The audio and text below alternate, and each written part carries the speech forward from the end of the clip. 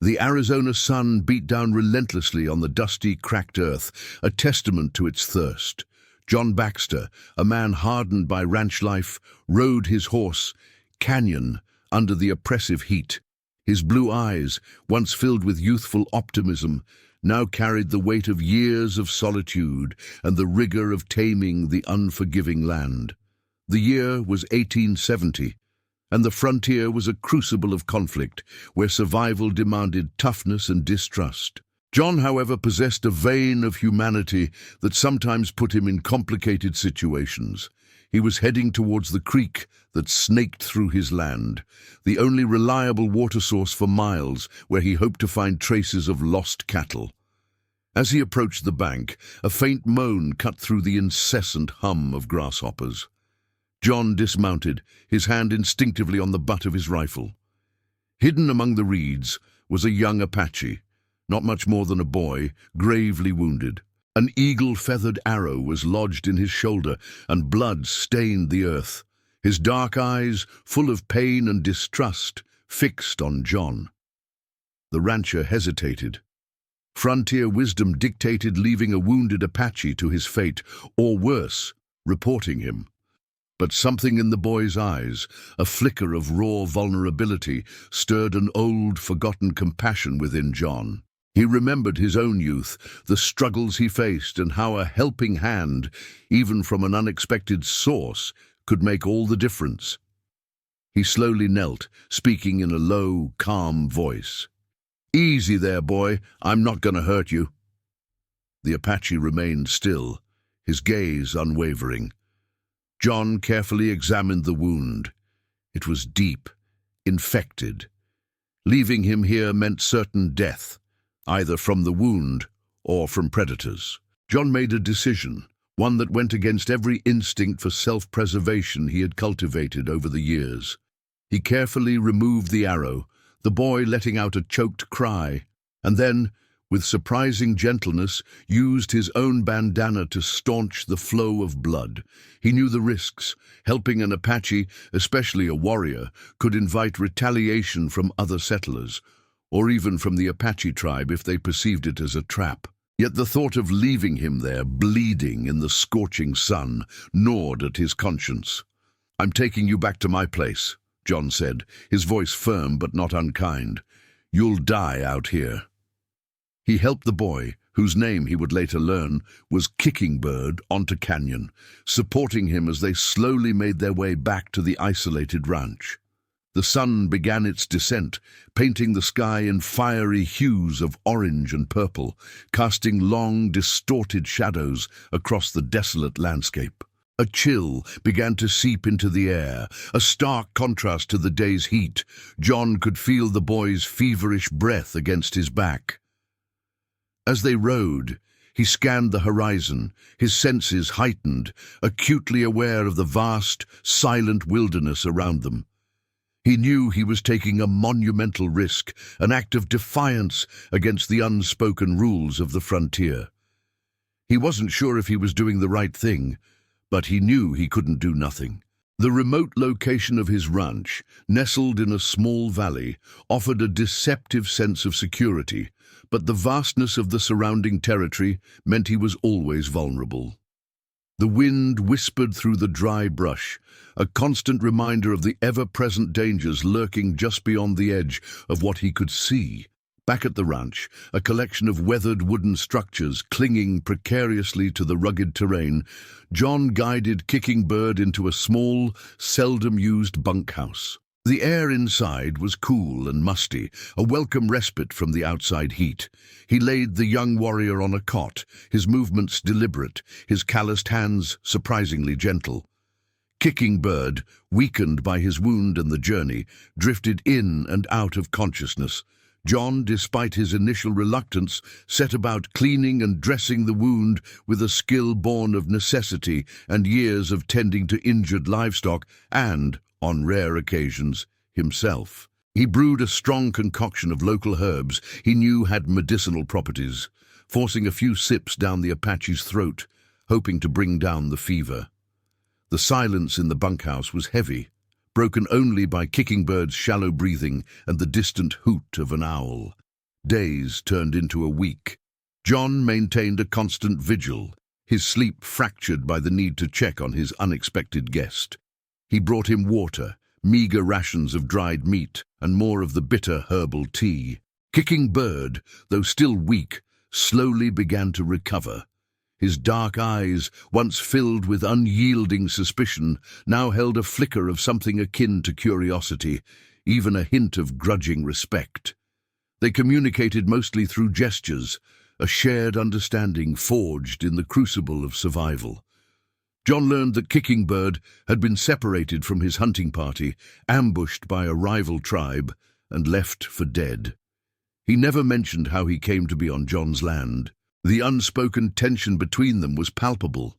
John, a white man, and Kicking Bird, an Apache. Their peoples were locked in a bitter struggle for land and survival. Yet, under the quiet roof of John's bunkhouse, a fragile, unspoken truce had formed. John found himself intrigued by the young warrior's resilience, his quiet dignity even in weakness. He saw not just an Apache, but a human being, suffering and in need. Kicking Bird, in turn, observed John, this gruff, solitary man who had chosen to help him instead of harming him. He noticed the worn lines on John's face, the calloused hands, the quiet strength that emanated from him. He saw a man who worked the land, much like his own people did, albeit in a different way. One evening, as John was changing Kicking Bird's bandages, the young warrior spoke, his voice raspy but clear. "Why?" he simply asked, his eyes searching John's. John paused, considering. "Because you were hurt," he replied, his voice gruff, avoiding any grand pronouncements. "Because it's what a man does." Kicking Bird nodded slowly, a subtle shift in his expression. It wasn't gratitude, not yet, but something deeper. Recognition. The outside world, with its prejudices and conflicts, felt miles away in the small, dimly lit bunkhouse. But John knew this fragile peace couldn't last. The frontier was an unforgiving place, and every act had consequences. He wondered what those consequences would be for him, for Kicking Bird, for this improbable alliance. The night wind, carrying the scent of dry earth and distant sage, seemed to whisper of an uncertain future. As Kicking Bird regained his strength, the days at the ranch settled into a strange routine. John continued his ranch duties, tending to his small herd of cattle and maintaining the fences, while Kicking Bird, still weak but recovering, remained mostly in the bunkhouse. Their interactions grew slightly, a few more words exchanged, a shared glance here and there. John noticed the subtle changes in Kicking Bird, the way he observed the land, the quiet wisdom in his gaze despite his youth. He also noticed the faint, almost imperceptible signs of a developing kinship, a mutual understanding that transcended their cultural divide. However, the stillness of the frontier began to feel increasingly tense. John, always attuned to the subtle shifts in his environment, started to notice things. A broken branch in an unusual spot, tracks near the water trough that weren't his or his horse's, an unsettling quiet in the air. The usual sounds of the wild, the chirping of crickets, the distant howl of a coyote, seemed muted, almost absent. He dismissed them at first, attributing them to his heightened awareness due to Kicking Bird's presence. But the feeling persisted, a prickling sensation on the back of his neck. One afternoon, while mending a fence on the far edge of his property, John spotted a wisp of smoke curling lazily into the sky, far in the distance, but definitely within a day's ride. It wasn't the smoke of a settler's campfire. It was too small, too isolated. His gut clenched. He knew the signs. It was an Apache signal fire. A wave of dread washed over him. Had Kicking Bird's absence been noted? Was a search party out looking for him? Or worse, had his act of kindness been discovered? The thought sent a shiver down his spine. Despite the heat, he suddenly felt exposed, vulnerable. He returned to the ranch, his mind racing. He found Kicking Bird by the bunkhouse, practicing with a small makeshift bow he'd fashioned from a sturdy branch. His movements were still stiff, but the determination in his eyes was clear. John didn't need to explain what he'd seen. Kicking Bird, with an instinct honed by a lifetime in the wild, already knew. Their eyes met, and in that silent exchange, the fragility of their hidden arrangement became starkly apparent. Kicking Bird straightened, his face impassive. He understood the danger. He knew that his tribe would be searching for him, and they would not hesitate to exact retribution on anyone they perceived as having harmed him, or even sheltered him without permission. The next morning, the air was heavy with an unnatural stillness. The birds weren't singing. The wind, usually a constant companion, had died down. A profound, unsettling silence hung over the ranch. John stepped out of his cabin, rifle in hand, his gaze sweeping the horizon. The sun was just beginning to peek over the distant mesas, casting long, dark shadows that seemed to stretch endlessly. And then he saw them. Shadows moving among the scrub brush, silhouettes against the emerging light. Warriors, Apache warriors. They were everywhere, encircling his land, silent, unmoving, their presence a stark, terrifying declaration. He counted at least 50, perhaps more, their faces painted, their bows and rifles glinting in the first rays of dawn. Kicking Bird emerged from the bunkhouse, his gaze following John's. He saw them too. His face remained stoic, but a subtle tension in his jaw betrayed his unease. The ranch, once a sanctuary, was now a silent, formidable trap. John gripped his rifle tighter, his knuckles white. The moment of truth had arrived. The silence was deafening, a physical presence that pressed down on John and Kicking Bird. The Apache warriors formed an unbroken circle around the ranch, their stoic faces revealing nothing. Their traditional attire, often adorned with feathers and intricate beadwork, merged with the muted tones of the desert, making them blend almost seamlessly with the landscape. John stood on the porch of his cabin, his rifle held loosely but ready, his gaze darting from one warrior to another, searching for any sign of aggression, any flicker of intent. Kicking Bird stood beside him, equally unmoving, his presence a silent testament to the unspoken truth of their bond. Hours crawled by under the unrelenting sun. The heat intensified, shimmering off the dry earth, creating mirages that danced on the horizon. Neither side made a move. John knew this was a test, a deliberate act of intimidation. He could feel the weight of their combined gaze, 1,000 unseen eyes scrutinizing his every breath. He thought about shouting, demanding an explanation, but he knew it would be futile. This was not a moment for words, but for resolve. He had to convey strength, but also a willingness to understand. He felt a profound sense of isolation, a small, solitary figure against a sea of silent, unyielding warriors. The air was thick with tension, an almost unbearable pressure. As the sun reached its zenith, a single rider detached himself from the silent circle. He was older, his face etched with wisdom and authority, his bearing that of a respected leader. He rode slowly, deliberately towards the ranch house, his eyes fixed on John. John recognized the signs of leadership, the subtle confidence in his posture. This was no common warrior. As he approached, John saw the intricate patterns of paint on his face, the symbols of his status. Kicking Bird subtly tensed beside him, a barely perceptible shift in his stance. The elder stopped a few yards from the porch, his horse snorting softly in the oppressive silence. He dismounted with a fluid grace that belied his age.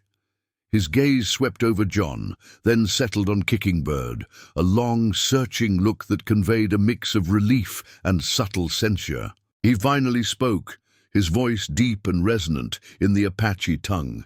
Kicking Bird responded, his words low and rapid, explaining his injury and John's unexpected act of kindness. The elder listened, his expression unchanging, his eyes occasionally flicking back to John. John watched their exchange, trying to glean meaning from their tones, the gestures, the intensity of their communication. He understood only a few fragmented words, but the gravity of the situation was undeniable. The fate of his ranch, and perhaps his life, hung in the balance. The discussion continued, a tense, whispered conversation under the scrutiny of the silent warriors.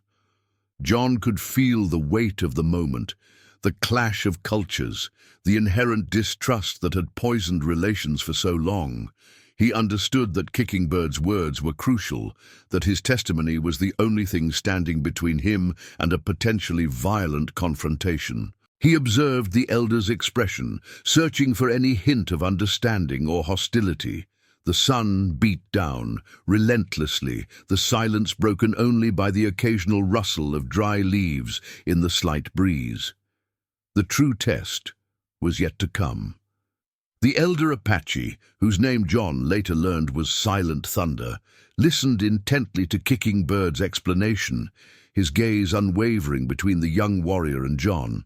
Kickingbird's spoke with quiet conviction, recounting how John had found him wounded and alone and had chosen to help him, risking his own safety. He described the care John had provided, the slow, difficult recovery under his roof, and the unexpected bond that had formed between them. John watched, his heart pounding in his chest, understanding that this was a pivotal moment. The subtle nods from Silent Thunder, the way his eyes softened almost imperceptibly, gave John a glimmer of hope. Finally, Silent Thunder turned to John, his gaze piercing. He spoke in broken English, his voice a low rumble. "You helped our kin. Why?" John met his gaze directly. "He was dying," John said simply, his voice steady. "No man deserves to die alone, not if I can help it." He knew it was a gamble, an appeal to a shared humanity that was often forgotten in the brutal realities of the frontier. Silent Thunder studied him for a long moment, a lifetime of experience reflected in his wise eyes. He saw not just a white man, but a man of honor, a man who had chosen compassion over fear. After another long silence, Silent Thunder nodded slowly. He then turned and spoke to his warriors in their native tongue. John couldn't understand the words, but the tension in the air began to dissipate. The warriors, who had remained silent and unmoving for hours, began to stir, their postures relaxing slightly. A few of them even looked at John with a flicker of something other than hostility, perhaps curiosity, perhaps even a grudging respect. It wasn't a truce, not yet, but it was a beginning. Silent Thunder extended a hand, palm up, towards John. It was an unexpected gesture, a sign of respect and perhaps of a nascent trust. John hesitated for only a moment before taking it, their hands meeting in a firm, almost ceremonial grip. In that moment, a bridge was built, however fragile, between two worlds that had long been at odds. The sun, now beginning its descent, cast long, golden shadows across the ranch, painting the scene in hues of warmth and possibility. Over the next few days, the Apache warriors gradually dispersed. Kickingbird remained for a short time, not as a captive, but as a guest, a bridge between two cultures. He shared stories of his people, their traditions, their deep connection to the land. John, in turn, spoke of his life as a rancher, the challenges of taming the wild, the resilience required to survive. They found common ground in their shared respect for the land and the struggle for survival. The experience had profoundly changed John. He had confronted his own prejudices, faced an unknown danger, and emerged with a deeper understanding of himself and the complex world around him. He had learned that true strength lay not just in confrontation, but in compassion and the courage to act on it. Kickingbird eventually left, returning to his tribe. Their parting was quiet, marked by a simple nod and a shared understanding. John returned to his solitary life on the ranch, but it was no longer the same. The silence that once felt empty now held the echoes of a shared experience. a reminder of the unexpected connections that could be forged in the most unlikely of circumstances. He continued his ranch work, but with a new perspective, a sense of interconnectedness with the land and all who inhabited it. He knew the frontier remained dangerous and that future conflicts were inevitable. But he also knew that even in the harshest of times, a single act of kindness could plant the seeds of understanding, offering a glimmer of hope for a future where peace, however fleeting, might just be possible. The vast, open landscape, stretching endlessly under the wide western sky, now seemed to hold not just danger, but also the promise of untold human dramas waiting to unfold.